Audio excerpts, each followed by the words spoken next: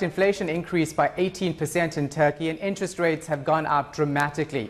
This as the local currency, of course, struggles due to trade wars between Ankara and Washington.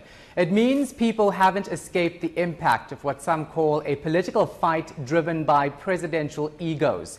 We spoke to a taxi driver about how people are feeling. He transports both locals and tourists.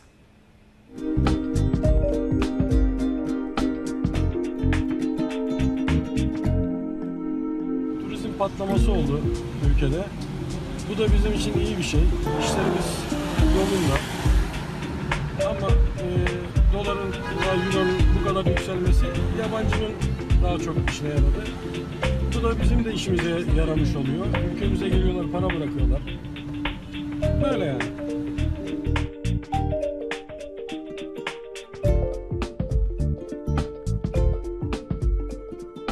Enflasyon etkiledi tabii bizi. İşte yakıt biraz fazla, pahalı. İşte eve getirdiğimiz, alışveriş yaptığımız şeyler biraz zamlandı. Biraz etkiledi. Ama gene de şükürler olsun hükümetimizin attığı adımlar var. İnşallah ileride daha iyi olacağına inanıyorum.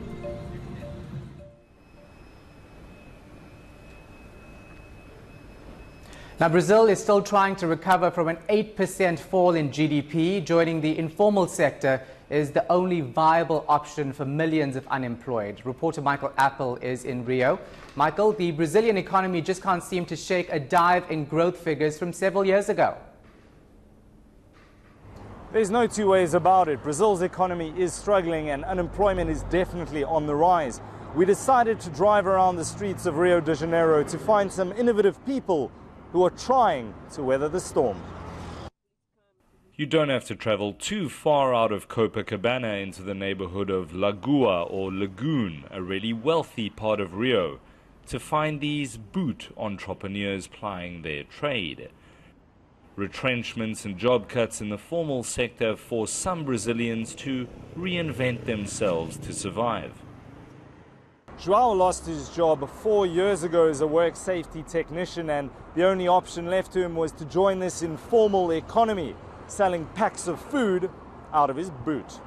We decided as a family to sell food because it's the only way we'll be able to survive due to the unemployment situation.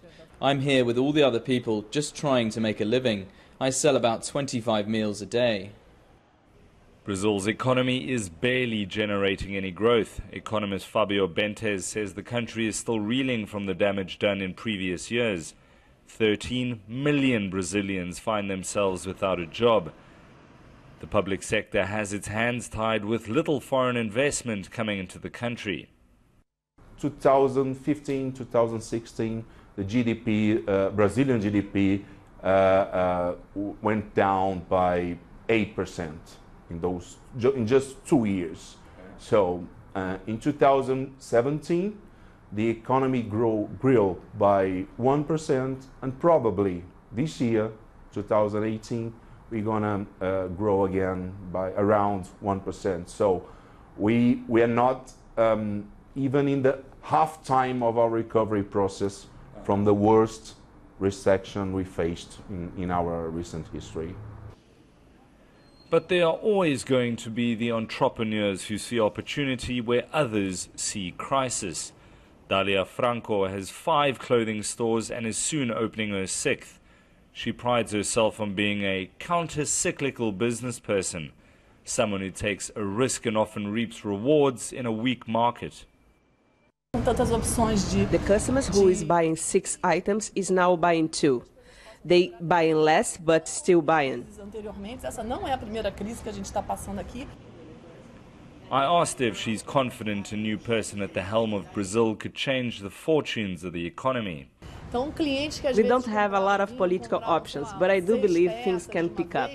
We've had other crises before, but this is the worst.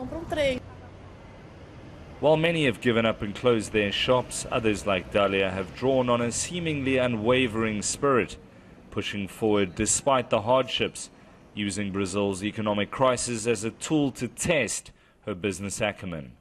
Michael Apple in Rio de Janeiro, in Brazil.